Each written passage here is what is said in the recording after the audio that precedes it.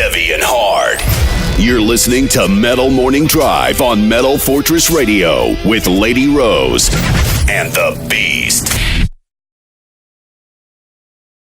This is Lady Rose from Metal Fortress, the Metal Morning Drive on WHUS, and I have Chris Wyse. Yes, Wise Owl is where it came from. Really? Mm-hmm. That's awesome. Totally awesome. So I'm reading some of your blog and whatnot, and some of the main inspirations or completions in life came from people like Guns N' Roses and Scott Weiland and Ozzy Osbourne.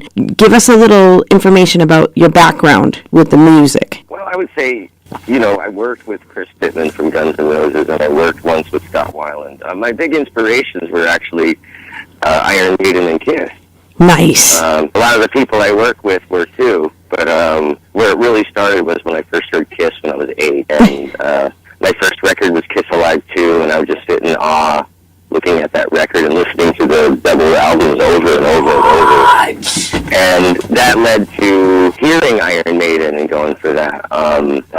Really getting my teeth into that sound and just fell in love with it. But the big thing was the bass in Iron Maiden. It was a very underdog kind of approach. There's so much focus, especially in the 80s. There was so much focus on the lead singer and the guitar player, and I felt like I really felt like a lot of bands, even at a very young age, I took to the bass very quickly and got very proficient at it, almost instantly. I was doing Iron Maiden tunes and playing out in 3 months. And I was very proud to, and as a young teenager, it meant a lot to me because I wasn't jumping on the guitar bandwagon and I wasn't jumping on the same old, because I saw a lot of bands just it seemed like the song was an excuse to rip out a guitar solo and for the singer to hit a high note. And to me, that wasn't songs anymore. So there was something just so awesome about Iron Maiden where there was really a sort of theater of the mind they created for you. And the bass was just undeniably different and cool and aggressive and very contagious. Wow. They're my first two. Right. You mentioned Guns and Scott Weiland. That came later when I moved to Hollywood. I just happened to work with those people. So give us an update of where you are today, and I'm seeing that the newest hit, Things You Can't See. Yeah, well that's been newly premiered. That's the title track of our new EP that's coming out July 28th. It's been quite the journey because I've been in the cult for many years, and I recently left to join Ace, and I also have just finished we're not finished yet, but we're working on a covers album that's coming out later this year with Ace. I've been touring with Ace, and I was touring a ton with the Cult, so to pull off this Owl EP in the middle of all this stuff, and me being the producer and songwriter, so on and so forth, tremendous amount of energy. People are always asking me how I do it, but it really is just planning everything in your calendar and just getting up and doing it. And, a lot of people think I'm running around celebrating all the time, which is funny. They're always congratulating me on all my successes. But the truth is I'm off to the next show. I'm on the next plane. I'm listening to the next song I haven't performed yet and writing down the lyrics. Right. It's been nonstop. And, proper touring like we do, there's no time for anything because you're always jumping on the plane to the next spot. And, so the reality of it is very, very busy. But I'm happy to do it because there's something about the timing now. People are really chewing up the Owl stuff. I feel like there's a big void out there. Right. It's very, super commercialized time with it. Yeah. And even the rock bands have really watered, but there's nothing compared to Led Zeppelins and Black Sabbath and Kiss and Iron Maidens. None of the bands have any real influence with it. Yeah, well, I wish them all well. It's not like I want to sit down and put... Right. You want to pick up a guitar and start a rock band, that's fantastic, but I got influenced, and I feel very lucky, maybe because of my age and with the time I grew up, with some of the greatest bands of all time, and I've got to play with some of the greatest artists of all time, and producers of all time, that have called me over the years. So this is a product of what I see it should be like. And there is no band for it because I play the upright bass with a bow. My writing style is a singer-songwriter writing style from the bass perspective. Mm-hmm. I don't sit down with an acoustic or a piano I'm like a diehard bassist, even though I can play other instruments. So what I have is my own unique sort of rhythmic and melodic style turned into a songcraft. And I also have, a great band with Dan Dinsmore, one of my childhood buddies, and Jason Mazulis, one of my buddies from LA on guitar. Yeah. So we're like a genuine article, and a lot of people will ask, what's this project all about? And I'm like, well, it's our third album. We have a tremendous amount of material now. There's 14 songs on the first record, 12 on the second, and now we have a 6-song EP. I mean, there's bands out there running around, parading around like they're some hot stuff on their one record still. And we're like a real, genuine band article compared to, I honestly have to say, compared to most of the bands out there. Exactly. I totally get what you're saying. It's like all these bands that are out now, they've got their own feel and everything, but more so the older generation, like Kiss and all that, they came from somewhere. Yeah, well, it seems like they had something more to say, and right. It seems like, okay, Kiss, let's use Kiss for an example. When they came out, they got ridiculed, made fun of, blah, blah, blah. Yep. But they had some balls to do it, though. Yeah, look at them now.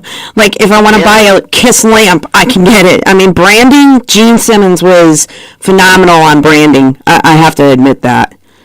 Well, I've been studying Kiss, and I've been watching how in-depth they are, and, it's something I kind of keep my eyes on. I mean, being in Ace's band, it's kind of hard not to think of Kiss sometimes. Right. Because there we are with Ace, and, I got to say, it's just like, it's a lot of fun to play the Gene Simmons stuff. And, Gene gets a lot of flack because of his intense business sense, yeah.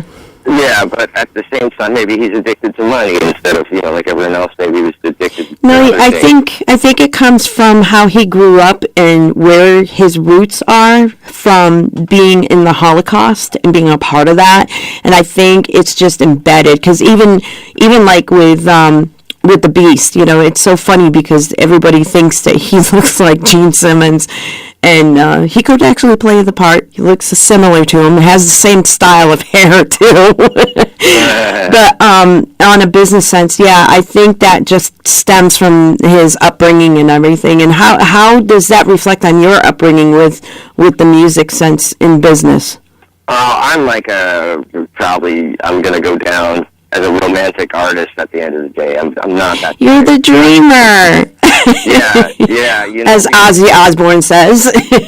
Yeah, I'm not like I have to be honest. All the social media and all this kind of twiddling around on your computer and trying to find out the new little code, and Facebook changed again, and Twitter changed again, and to me, there's nothing genius about any of that. No. Like any Joe Bob or Sally could just go, there's very average people that can run the hell out of a Mac computer. That's not where the genius is at. No, it's in the creativity and stuff. I get frustrated because I'll have so many things going on. I'm in 2 bands.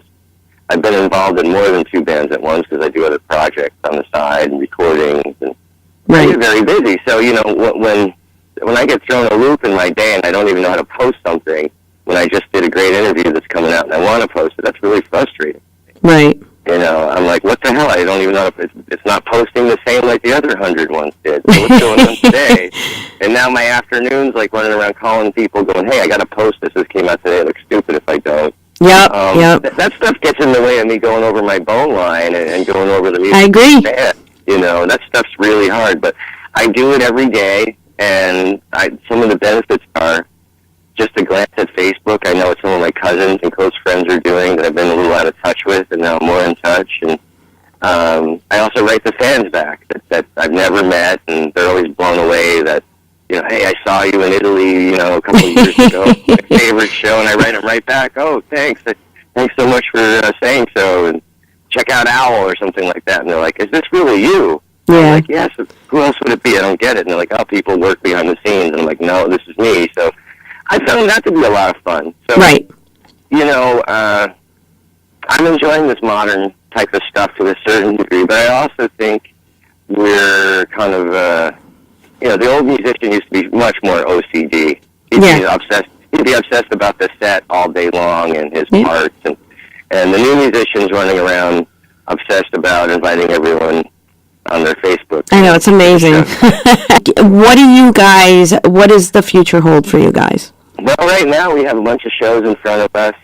We just recently played a Taste of Minnesota, which was quite the success because we know this stuff's a little out in left field to people, but there's a raw emotional content, and there's also, I think, some of the messages in the songs people understand very well, whether it's their relationship or their boss. Like, I deal with relationship stuff, and I make it sort of, I put a fantasy element on it so that it really That's awesome. it really could be you thinking of Batman and Superman if you want, or it could be you and your boyfriend, or it could be you and your mom, or you and your boss. Yep. The emotional content in the songs are really strong, and I had a guy ask me yesterday in an interview, he was like, wow, you really must have gone through an intense relationship, and because he said that you sound like you're just vocally just letting it all pour out, and I'm like, well, great, I'm glad you can hear that, Yeah.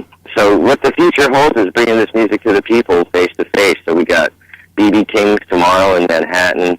Nice. Going up to Saratoga to Putnam Den, and then we're going to Rhode Island. Then we're flying to LA to go do When's the Rhode Island show? That's Sunday. Sunday? Mm-hmm. Yeah, so then we're going to go, we're opening for film, Dave Lombardo's band from Slayer in LA on the 21st and the 23rd in San Jose. Yeah, I want to thank you for the interview. Give me the title one more time because I'm a little brain dead right now. We all are. What a so week. I can go like, okay. Well, I think the main thing about Owl is that we're a little different, and I think, it's kind of fun for people to see upright bass in a hard rock format treated like a electrified modern instrument. Our music is different, and I think there's a place for it in today's world. Yeah, there is. There is definitely a place for all types of music together. I firmly believe that. That's why we don't just go with the thrash or heavy stuff or even the octane stuff. We like all the older stuff. We do what's called the metal rollback. Mm-hmm. And we play all the Kiss and Iron Maiden and everything, so. Oh, that's great. We're kind of metal at times, but I think we probably reside into a hard rock realm more. After you go to LA, if you got some more shows, I'll come out and check you guys out. Yeah, we'll be gearing up for some more. That's just the first block, so we'll Good. Definitely. Good. Yeah, Good luck. Back in Manhattan. We might be back in Manhattan. Oh, good. I love Manhattan. We actually have. Very cool. Well, the rumor is we're going to be playing with film on August 10th at the Mercury Lounge, but we're not announcing it yet because it's kind of close. Oh, definitely email me, and I'll see if we can't come out and hang out with you guys. Yeah, that'd be great. You'll find we're really down to earth, and we're not just DJs because Beast is actually a musician. Cool. Yeah. So we understand. We know where the musicians come from their standpoint. So. Very cool. Well, I hope you enjoy the new record and get to hear it. We will. All right. Thank you. Thanks so much for the interview. You too. Bye-bye. This is Chris Wyse from the Owl, and you're listening to WHUF Stores. WMFR, playing today's new music, loading yesterday's favorites. Crank it up.